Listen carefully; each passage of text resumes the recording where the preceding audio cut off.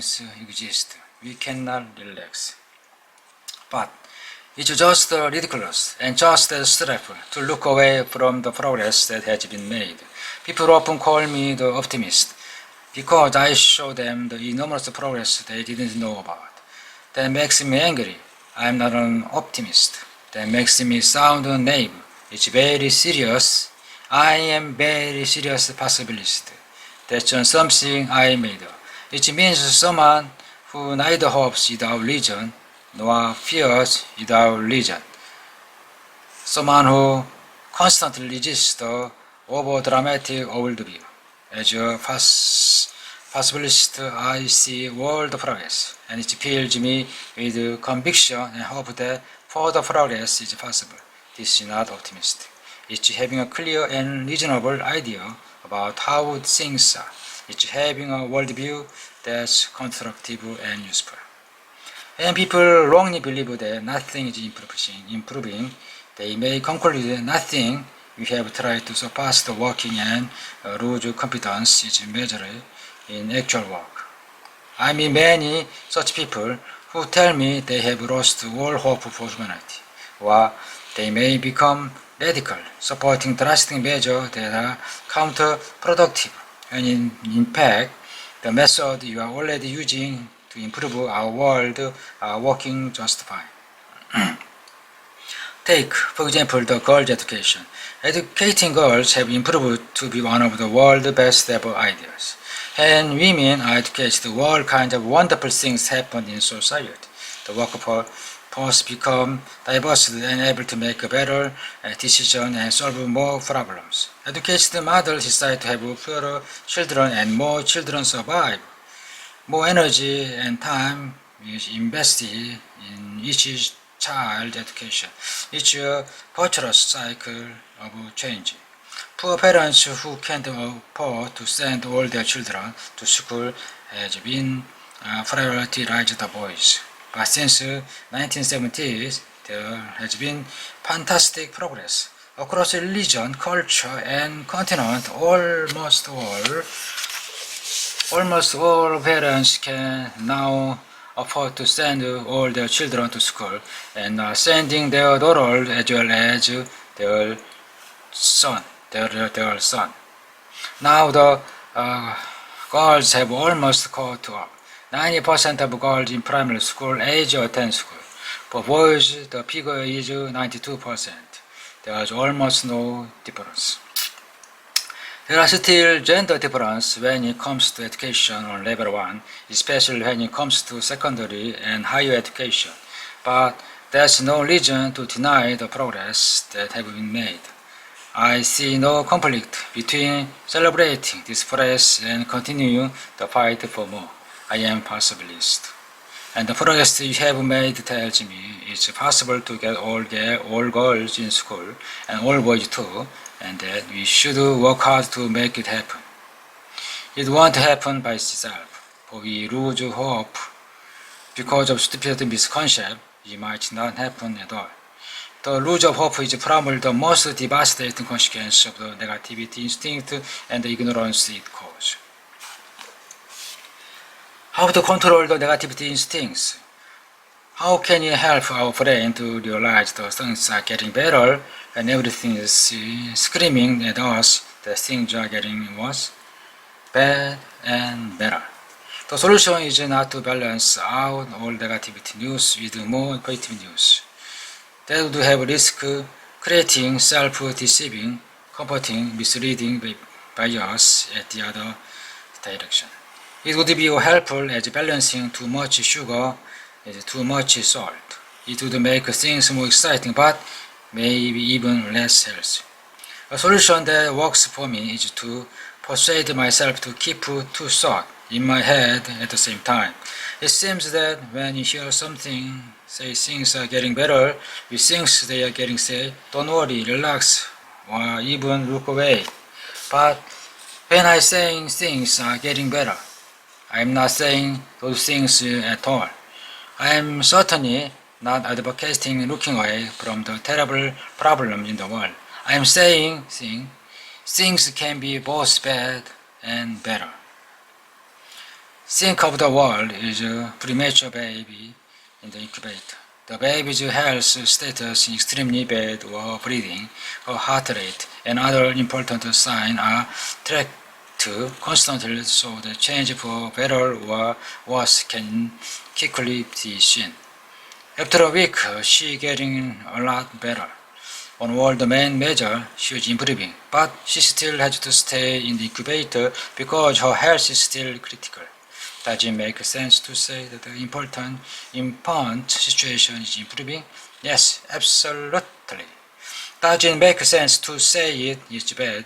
Yes, absolutely. Does saying things are improving imply that everything is fine and we should all relax and not worry? No, not at all.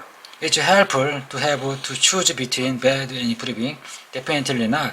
It's both. It's both bad and better. Better and bad at the same time. This is how we must think about the current state of the world. Expect bad news. Something else that helps to control negative instincts is to constantly expect bad news. Remember that the media and activities rely on drama to grab your attention. Remember that negative stories are more dramatic than the neutral and positive ones.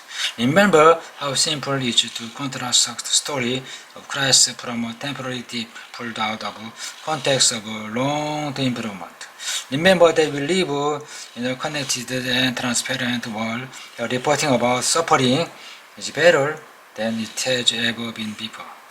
When you hear about something terrible, calm yourself by asking if there had been an equally large positive improvement, would I have heard about that? Even if there had been hundreds of larger improvements, would I have heard? Would I ever hear about children who don't drown?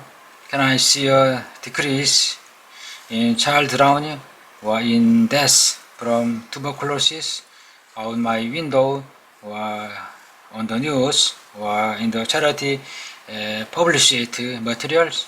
Keep in mind that the positive change may be more common, but they don't find you.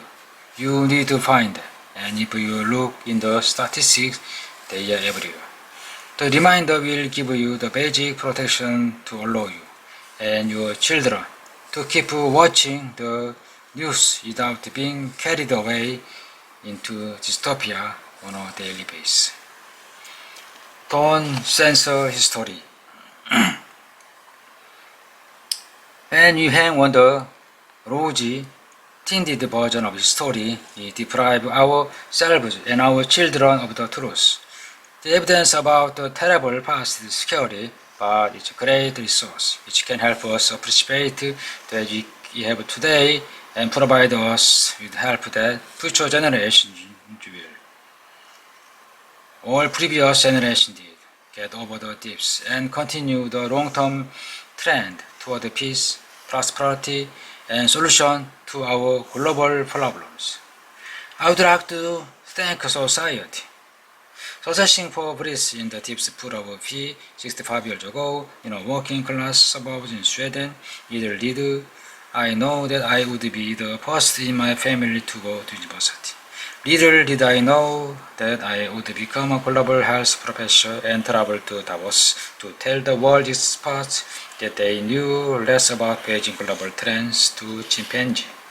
I didn't know my basic global trend myself back then. Of course, I had to learn the only way anyone can know about different causes of death and how they are changing. For example, is to keep tracks of every death and each cause, written them down, and then add them up. That's extremely time-consuming. There's only one such data set in the whole world.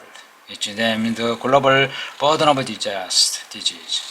And when I consulted many years later, it showed me that my near-death experience was not so special. It was a common type of accident for a child under 5 living on level 3. All I know was that I was stuck. My grandmother came to the rescue and lifted me up. And then Swedish society lifted me further. During my lifetime, Sweden moved from level 3 to level 4. Treatment against tuberculosis was invented and my mother got well. She read books to me that she borrowed from the public library for free.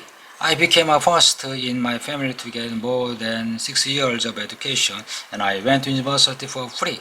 I got a doctor's degree for free. Of course, nothing is free. The taxpayer paid. And then, at the age of 30, when I become a father of two, and I discovered my first cancer, I was treated and cured by the world's best health care system for free. My survival and success in life had always depended on others. Thanks to my family, free education, and free health care, I made it all the way from that ditch to the World Economic Forum. I would never have made it on my own. Today, now the Swedish is level 4. Only 3 children in 100 died before the age of 5. And only 1% of those deaths are drowning. Fence, daycare, life jacket campaign. 1% of those deaths are drowning. Fence, daycare, life jacket campaign, swimming lesson, and lifeguards at public pools all cost money. Child deaths from drowning is one of the many horrible that nearly disappeared as the country has become richer. That's what I call progress.